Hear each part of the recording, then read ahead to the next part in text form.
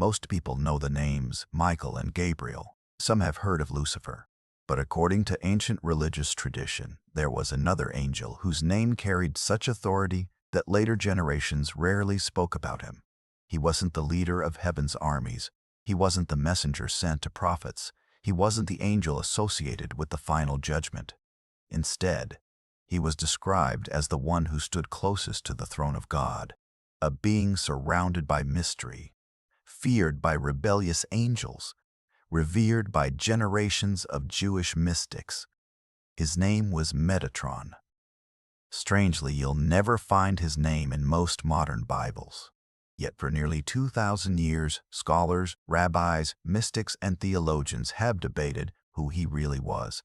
Some believed he had once been human. Others called him the highest of all angels.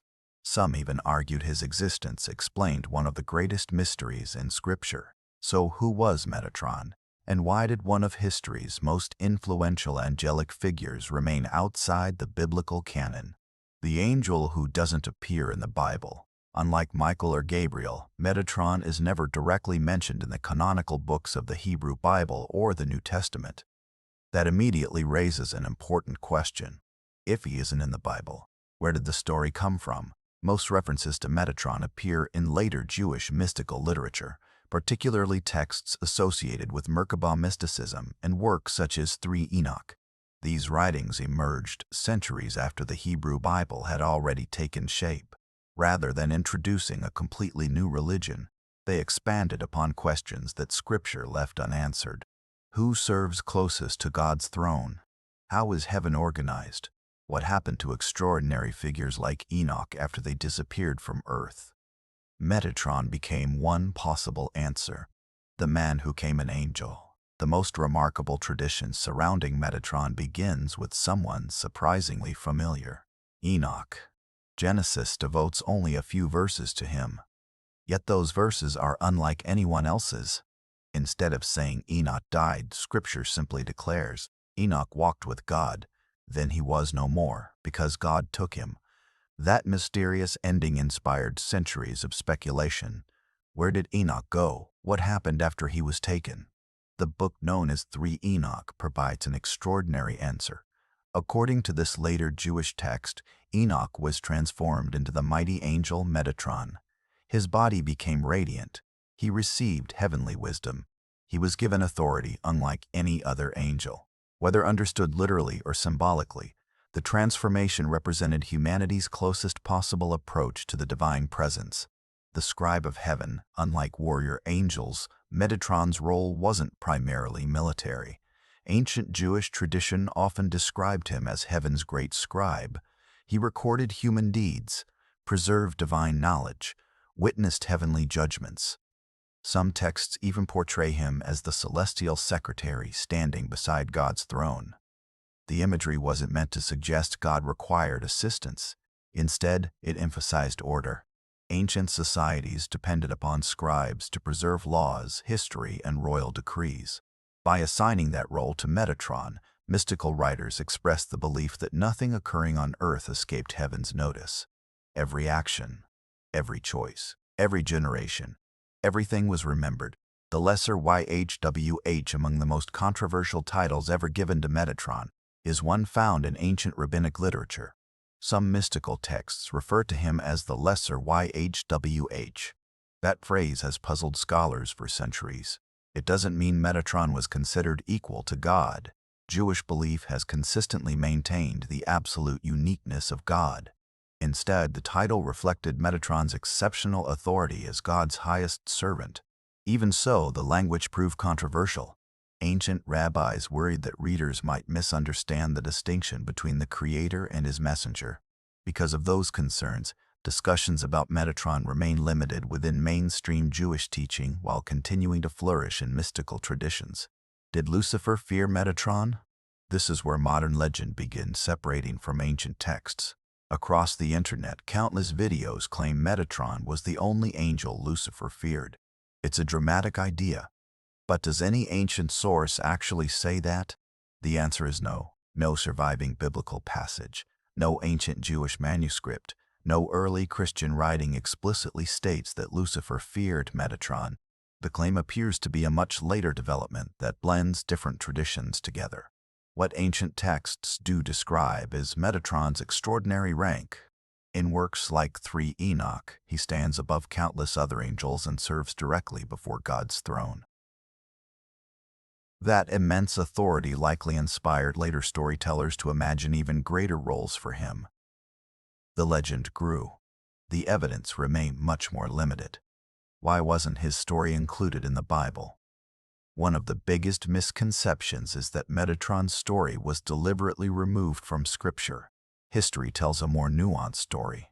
The books that became the Hebrew Bible and later the Christian Old Testament were recognized over many centuries. Texts like 3 Enoch, where Metatron appears most prominently, were written much later. Because they emerged after the core biblical books had already been established, they were never part of the canon recognized by most Jewish or Christian communities. That isn't the same as removing them.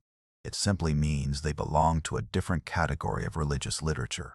Some communities studied them, others didn't, but they continued influencing Jewish mysticism for centuries. The angel who stood closest to the throne, descriptions of Metatron in mystical literature often focus less on his appearance than on his position. Again and again, he's portrayed standing nearest to the divine throne. He serves as an intermediary between heaven and humanity. He receives revelations. He carries divine authority without becoming divine himself. For ancient mystics, Metatron represented something profound, not another god, but the possibility that a human life devoted completely to righteousness could be elevated beyond ordinary human understanding. Whether one accepts that tradition or views it as symbolic, the image proved powerful enough to survive for nearly 2,000 years. Metatron in Jewish mysticism. Although Metatron is absent from the biblical canon, his influence within Jewish mysticism became enormous. Medieval mystical writings describe vast heavenly realms populated by countless orders of angels. Within those traditions, Metatron often appears as the highest-ranking angel, entrusted with responsibilities unlike any other celestial being. Some texts portray him guiding righteous souls. Others describe him revealing heavenly mysteries to chosen prophets. In certain traditions, he serves as the heavenly teacher who explains visions too profound for ordinary human understanding. It's important to remember that these writings belong to the world of mysticism, not historical biography. Their purpose wasn't to document heaven as though it were a physical place. They used symbolic imagery to explore humanity's relationship with God, wisdom, and the unseen world. Understanding that context helps explain why Metatron became such a powerful figure despite never appearing in the Bible itself.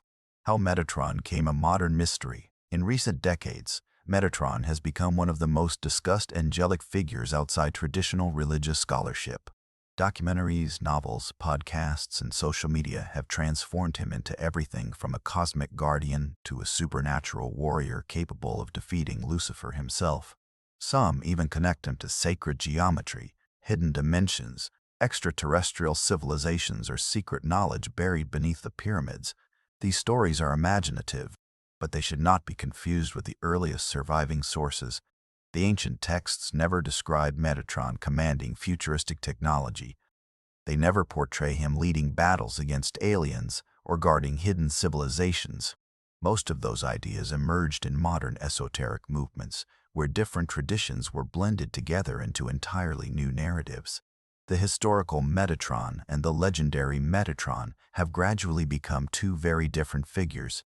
Why ancient writers created figures like Metatron? One question historians often ask is why traditions like this developed at all. The answer may lie in the Bible itself. Scripture leaves certain mysteries intentionally unexplained. What happened to Enoch after God took him? How was heaven organized? What do angels actually do? For later Jewish thinkers, those unanswered questions became opportunities for reflection. Rather than changing Scripture, they expanded upon it.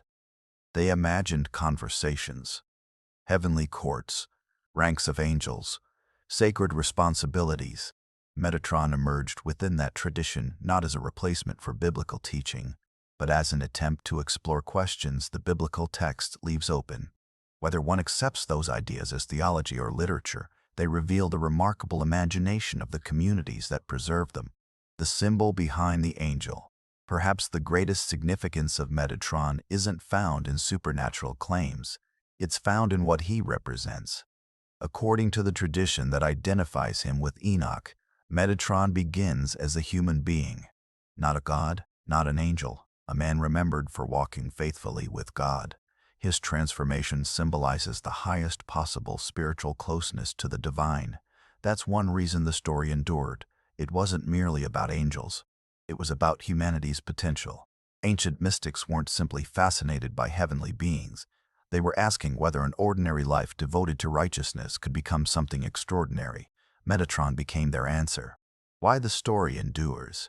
Very few figures outside the Bible have generated as much discussion as Metatron. His story survives because it exists at the intersection of history, religion, and mystery.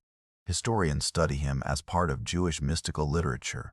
Religious scholars examine how later traditions developed around biblical figures. Modern audiences encounter him through documentaries, novels, and online discussions that often blend ancient sources with contemporary speculation. Each generation rediscovers him for different reasons. The questions change. The fascination remains. Was there really an angel that even Lucifer feared?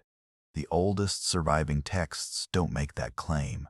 No biblical passage, early Jewish writing, or ancient Christian source explicitly states that Lucifer feared Metatron. What those texts do describe is an angel of extraordinary authority, one who, in later Jewish mystical tradition, stood closer to the divine throne than almost any other heavenly being. His story wasn't removed from the Bible. It developed in religious writings that were composed after the biblical canon had largely taken shape and were never included by most Jewish or Christian communities. Even so, Metatron became one of the most influential figures in Jewish mysticism, not because everyone agreed about him, but because he embodied questions that have fascinated humanity for centuries. What lies beyond the visible world? How close can humanity come to the divine? And what happened to the man who, according to Genesis, simply walked with God and was taken? Perhaps that's why the legend of Metatron has never disappeared, because some mysteries aren't remembered for the answers they give. They're remembered for the questions they refuse to let us stop asking.